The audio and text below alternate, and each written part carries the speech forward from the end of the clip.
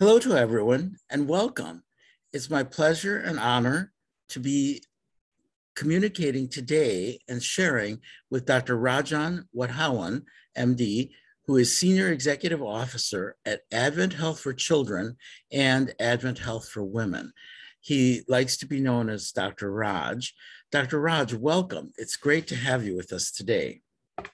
Thank you, Mark. Glad to be here. Great, great. Yes, absolutely. Well, we want to find out all about what you're up to these days.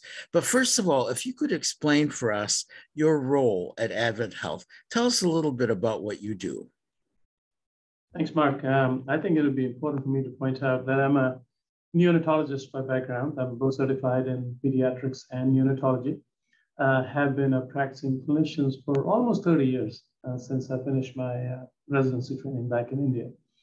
Been with AdventHealth for over 10 years now, and I serve as the Senior Executive Officer, essentially CEO, for AdventHealth for Children and AdventHealth for Women. I still maintain a very small time clinical practice and participate in clinical practice in as much ability as I have so that I don't get too far away from my first love, which is taking care of babies and families. Yes, absolutely. I think it's important too, and many physician executives are doing exactly what you're doing, keeping at least one finger in practice as they continue forward. Tell us a little bit about the fact that you have just been appointed to the inaugural RDAC.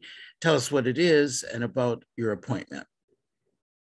Yeah, thank you. It was quite exciting to see that the state of Florida is paying attention to the needs of individuals with rare diseases. RDAC stands for the Rare Disease Advisory Council that was formed by the state of Florida several months ago.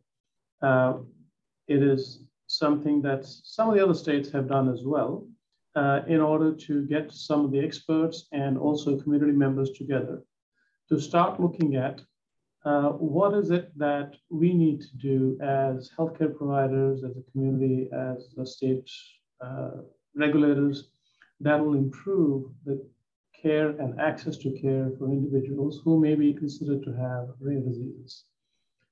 You may know this, that typical definition of a rare disease is a disease that affects less than 200,000 people in our country.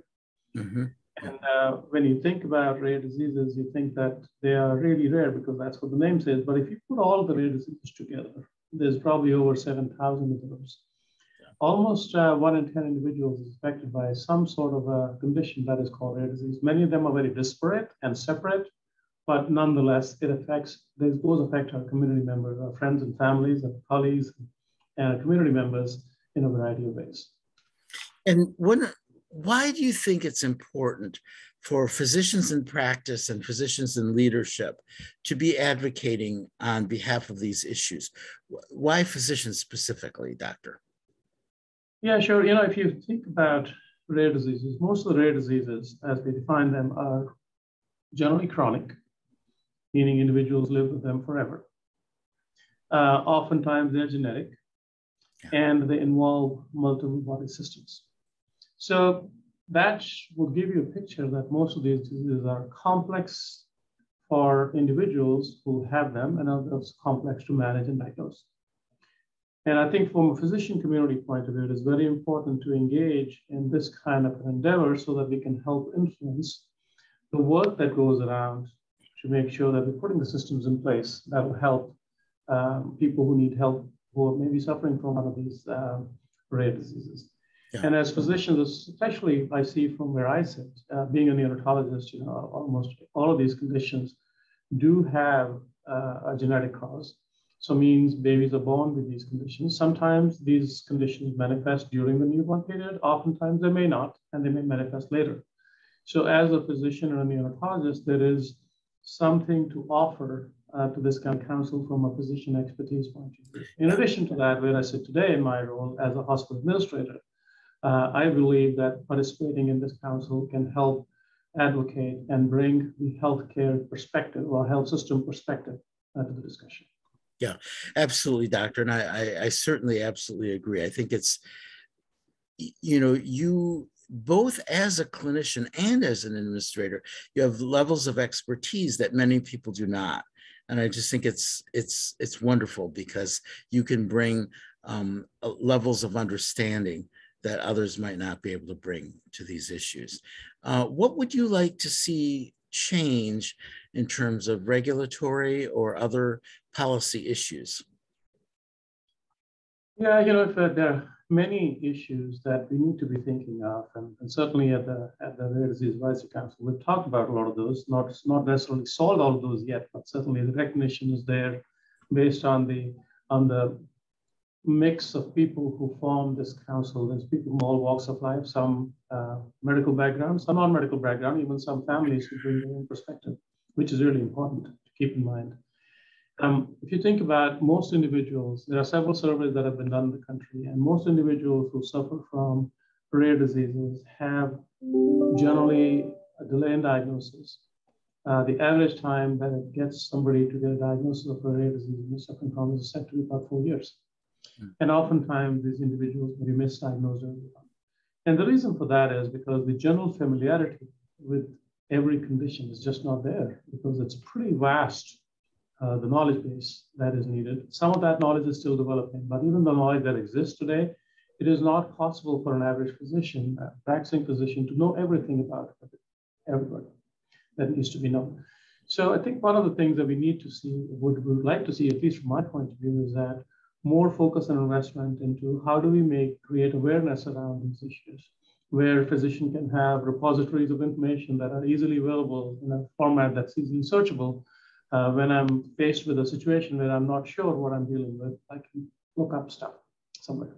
Second thing, I think that needs to be more investment in creating awareness of some of these disease states so that we as physicians and even public gets more informed about those things. Thirdly, we need to see investment in advancing of diagnosis and treatment for many of these conditions.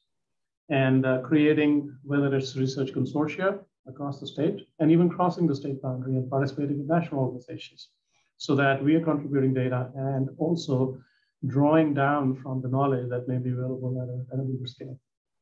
And investing in development of those treatments and incentivizing, making it easy for people to participate in research, making research sites available to public and providing information where you could go and say, okay, if I got disorder X, here are the 3 centers that are experts in disorder X and have some ongoing trials that can help me, so I can go access care there. So connecting the people who may be looking for information with the people who may have the expertise. I think those are the kind of things that I would like to see us invest our time and energy. That's wonderful. Thank you. Terrific points, Doctor. Let's shift a little bit and talk about AdventHealth itself. Pediatric mental health has been a very large focus over the last year. Can you share with us about that focus and what you're hoping to accomplish and where you and your team are putting your efforts? Thank you, Mark. All of the healthcare systems, certainly us at AdventHealth and AdventHealth for Children, we have been in the business of taking care of people, certainly taking care of children, all of their physical ailments at the highest level. And that's been true for years and decades. Developing many advanced programs for taking care of kids who for disease states that may not even be very common, examples being having transplant programs. Whether it's a pediatric liver transplant program, a pediatric kidney transplant program, bone marrow transplant. Fortunately, these are things that are not needed very often, but when they're needed, they are needed because they're life-saving for a child. And every life saved matters to us as physicians, matters to individuals and families. Having said that, there's also a growing need on the mental health side for all populations, as we know, but certainly for children. Especially over the last 3 years or so, many people have been calling it as an epidemic of mental health problems in all individuals, especially for children. We've seen the number of kids, unfortunately, who have presented with suicidal ideation, sometimes even committing suicide, has doubled, tripled in the country everywhere. The number of kids coming into the emergency rooms, accessing care for mental health issues, has gone up almost 200%. So it's all of these things that are happening around us where kids are having difficulty coping with everything that they're facing right now it behooves us as pediatric providers, but certainly at the Children's Hospital and AdventHealth as an organization that takes pride in meeting the needs of the community, to also start looking, what do we need to do to provide the connection and the resources for our children and families so that they have easy access for care, they have access to high quality care. And we want to go beyond that as well, meaning creating education pathways for families and children, partnering with the school system to making sure that we are making it normal to talk about issues that relate to mental health, because it's, first of all, you have to be able to talk about an issue before you get care. That means you have to be able to share that I got something going on, and then be able to access care. So those are the things that we're working on right now. We formed and launched a Center for Pediatric and Young Adolescent Mental Health. We call it Center for Advancement and Support of the Youth, where we have an urgent care access model for kids with mental health, kids who show up in the emergency room. They are stabilized from a crisis point of view, but the physician, ER physician who is seeing that kid knows that this kid should be seen by somebody in the psychology, psychiatry space in short order. Mm-hmm. Problem these days is that access is very hard for people to find. And if you're getting out of the ER and you want your child seen the next day in a psychiatric clinic, in an outpatient psychiatry office, it just doesn't work because there's shortage of psychiatrists and psychologists everywhere, including in the state of Florida, certainly in Orlando. So you don't have that connection. And the risk there is that if you don't get care in a timely fashion, the child is going to relapse into the same thing that they were presented to the ER for, or something worse could happen. So we've created this model where we have immediate connectivity to our practice that is a sort of urgent care for mental health issues. So ER can call up and send them to the clinic the next morning, and we keep some appointments available for the same day access, just like you would walk into an urgent care, it's a walk-in for mental health issues. That's wonderful. And in addition to psychiatrists, we have all the other team of providers that sit there alongside the psychiatrists, which is mental health counseling, social work, case manager, all of that, so that they can connect them back to the community resources and provide support to the families. And can telehealth play a role in that? Are you, in some Absolutely. cases, you can get an urgent telehealth visit faster, right? Absolutely. And we've also embedded telehealth into all of our primary care offices, pediatric and certainly adult primary care offices as well across AdventHealth, where we are seeing individuals in a collaborative care fashion, meaning you go there to see your primary care doctor. If you're a child, 12-year-old, you're seeing a pediatrician for your school physical and normal well check. In addition to that, you get an appointment through telehealth with a mental health counselor who talks to you for a period of time, asks you some structured set of questions. And if you're not having any issues, that's great. They know that you're doing well and you don't need much support. On the other hand, they uncover something that needs further investigation, they will immediately book an appointment for a full session with a psychologist, and also a psychiatrist is needed. So that provides resources to pediatricians who are strapped for time and also don't necessarily have the exact skill set of a psychiatrist to say that you got the support here and the patients coming in are being seen in a comprehensive fashion, a whole care fashion. That way we're taking care of your physical health and also looking at your mental health needs.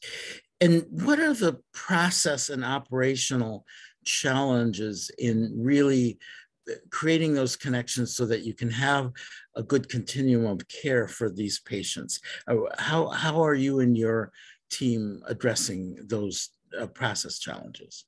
Yeah, there are a lot of things that you have to think through. Firstly, you have to be where kids live and play, right? It's schools and homes. And in many other venues, like Boys and Girls Club, let's say, childcare centers for kids with early age who may be developing symptoms of, let's say, autistic spectrum disorder. How do you make sure that the people who are interacting with children there have the appropriate training and background to be able to at least pick out some red flags and be able to refer those kids in for further evaluation, so that we don't get to an unfortunate instance where somebody missed signs of depression in a child who had not been feeling well from a mental health point of view and ended up doing something that is extreme and harmful to them. Really tough to do, but that's where it takes partnerships, because the health system cannot be out there everywhere. Yeah. What we can do is that we are the medical experts, And we have mental health experts in the hospital, from physicians, mental health counselors, and others, who can link up with school system, link up with the general community, and provide resources. Then creating what would be considered a destigmatization campaign, meaning make it normal to talk about these things, just like you're never afraid to talk about appendicitis or gallbladder, or if you have a issue with your cholesterol, I mean, nobody's afraid to talk about it, nobody's embarrassed to talk about it. Similarly, we provide people with the conversation mechanism that you shouldn't be afraid to talk about it so that you can actually get the right help that you need. Yeah, these are the processes that we're creating. And then, of course, working with the long-term behavioral health facilities that exist in our area to make sure that we connect with them as well, because some kids may need inpatient treatment.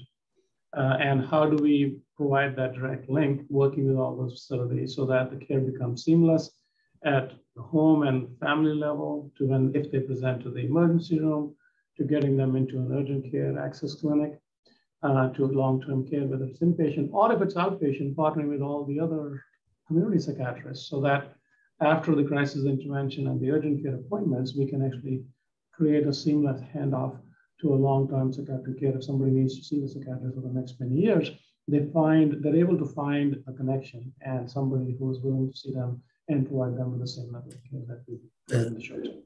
That's terrific. Thank you for explaining that. And at times, I'm sure for some health system leaders, it can almost be, it can be very daunting, right, to move forward. And yet you and your team and your colleagues are doing it. So it shows it can be done. So congratulations on that. How do you see the next few years as you go forward, caring for the needs of children? What does the landscape look like for you strategically and operationally for your organization? Yeah, I think, Mark, we have to get into more about creating wellness for children.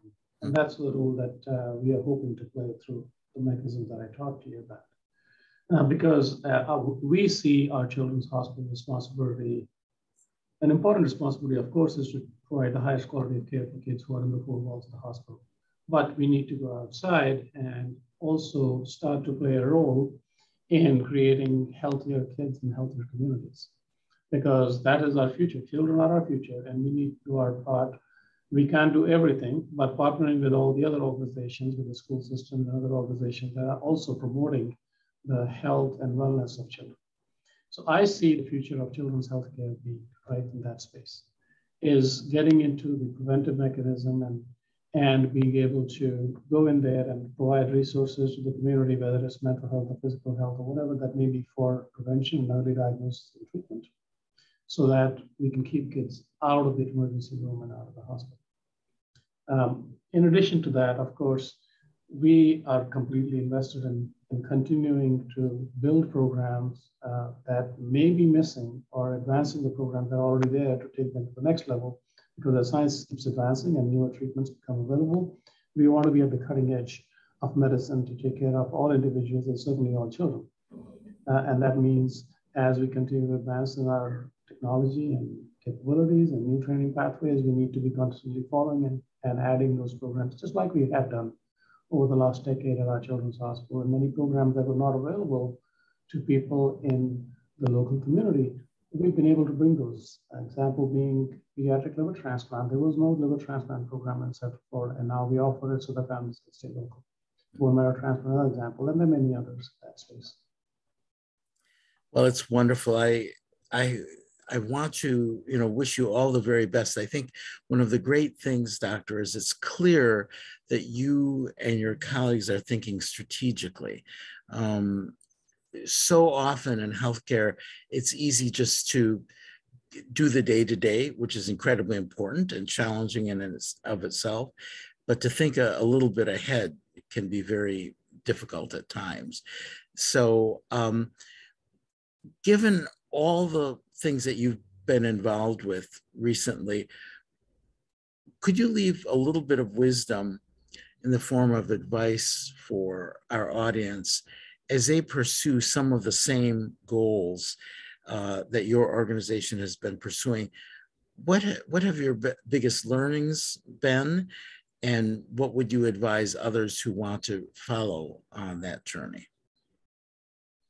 Yeah, Mark, just like anything in life, there is so much that needs to be done in any area that you look in that it can be overwhelming and daunting.